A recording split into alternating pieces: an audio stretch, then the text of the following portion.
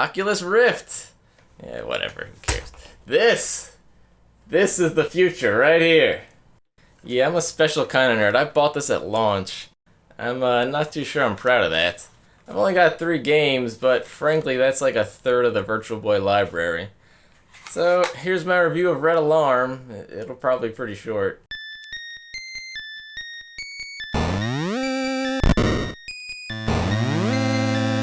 First of all, for anyone who doesn't know about the Virtual Boy, looking through the display gives you a full 3D stereoscopic view that you're not going to get on YouTube. So essentially this is going to look even more confusing. Coming back to this game, I was fully expecting to hate it, but honestly it's pretty fun.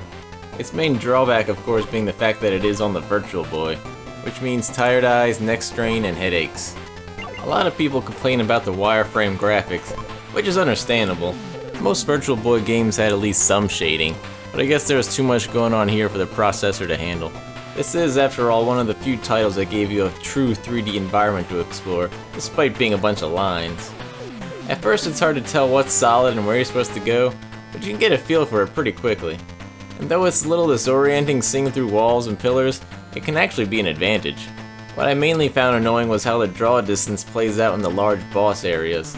It's not a problem in the main tunnel sections, but you can easily run out of fuel flying around these danger zones just looking for the boss.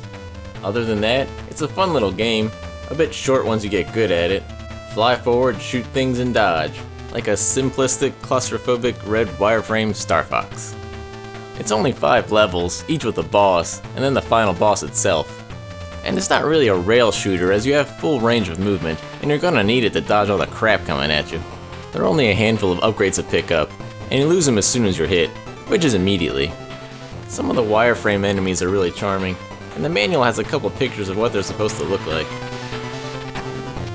Nobody talks about all the weird little Easter eggs in this game though, so here's a handful of them. Tiny house, sexy bikini lady, dinosaur with dinosaur babies, and a few Bow Wows. They give Bow Wow points. Plus there's this little room full of Nintendo history. I'll leave a link to a good video about the Virtual Boy in the description, but if you know anything about its development, then you know about Gunpei Yokoi.